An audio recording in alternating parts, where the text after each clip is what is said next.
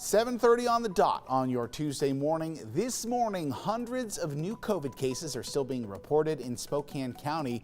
But where are cases being reported at the highest frequency? And have we made any progress since the Thanksgiving spike? We answer those questions coming up.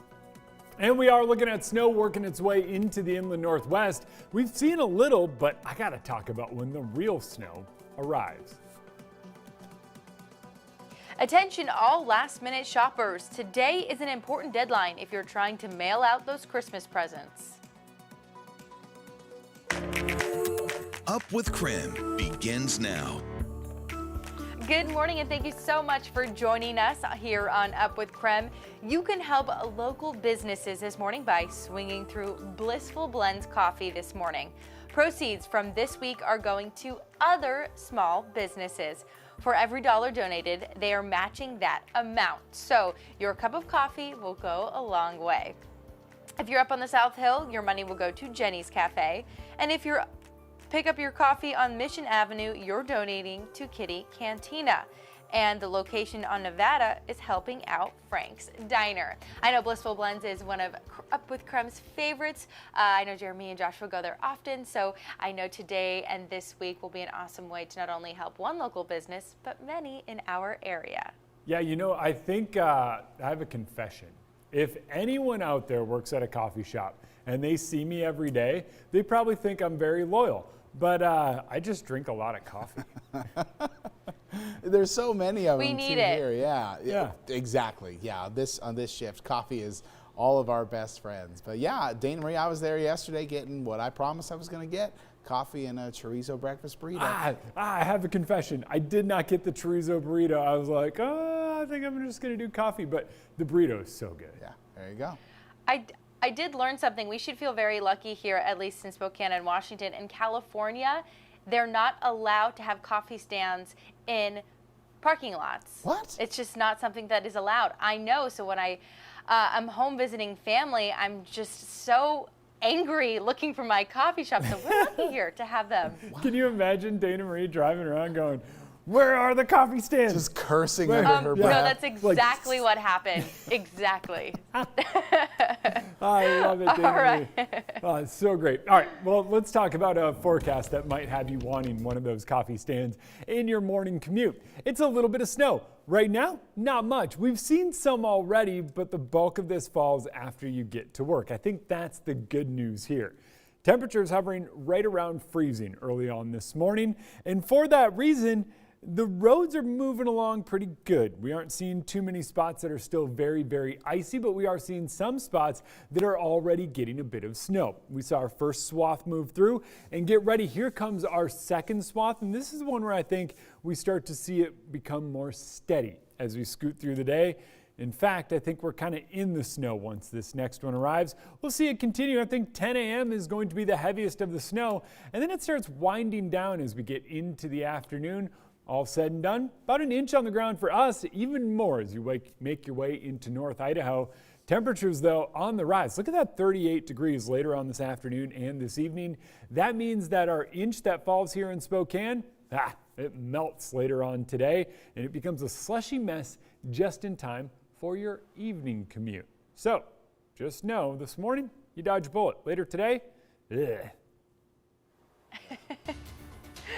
Well, Jeremy, it might not be the best day to get your presents out before Christmas, but it is an important one. For all those last-minute shoppers out there, today is your last day to pay for ground shipping at the post office and get your Christmas presents to their destination before Christmas. According to FedEx, USPS, and UPS, if you get those boxes in the mail today, they will still make it to your friends and family by Christmas Eve. If you can't make it today, you can ship through USPS by first class or priority mail by Friday, but it'll definitely cost you. Now, FedEx has a few options for you for your last-minute shoppers like myself. You can ship all the way up until Christmas Day if the delivery is in the same city. But to play it safe, you should ship by Monday and use the Express Saver option. And UPS also has select delivery up until next Wednesday for all those last-minute shoppers out there. And here are 3 things you need to know about coronavirus in our area. First, 865 inmates at the Airway Heights Correction Center have tested positive for the coronavirus in just the past 2 weeks. The facility recorded 77 new inmate infections. AHCC has reported more coronavirus cases than any other Washington Department of Corrections facility. But the DOC doesn't say how many active cases are in its facilities, only the total number of cases. It is in a statewide virtual meeting held yesterday. Families shared stories about unsafe conditions at Washington prisons. State Senator Joe Wynn says more needs to be done to protect the health and safety of inmates in this pandemic and beyond. That much more needs to be done to protect those in our prison populations. And I think a lot of what that means is simply letting people go faster, right? The means to provide a pathway other than incarceration for folks, especially those in community facilities. Now, there was no clear answer about when inmates might get access to the COVID vaccine. And Spokane Regional Health reported 286 new cases and 9 deaths from the coronavirus. There have been a total of 308 deaths. 99 people are currently hospitalized. To date, more than 21,000 cases have been confirmed countywide.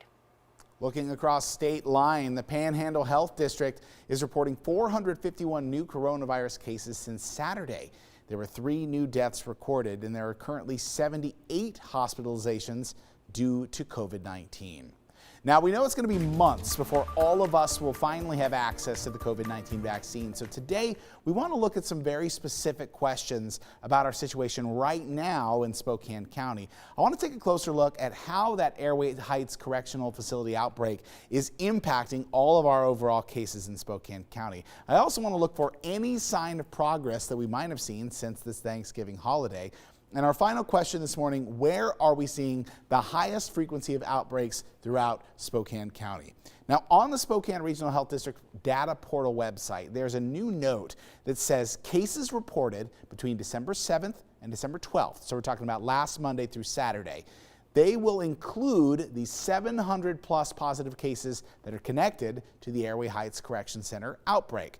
So if we isolate those days over here on the far right side, we can see we have 2 of our 5 largest single-day totals ever reported, 686 last Tuesday and 408 on Saturday. So the correction center cases have made a huge impact, especially on these 6 days. But we can also use this data to find sign of progress throughout the rest of Spokane County. Let's add in the 14-day moving average over the top. And we can see with those high numbers, even with those high numbers in place, take a look. We're getting a bit of a leveling plateau effect here in the curve. That's a very good sign because the goal of Governor Inslee's latest restrictions were aimed at curving the spread. If we take the hundreds of cases, though, linked to the correction center out, look what happens.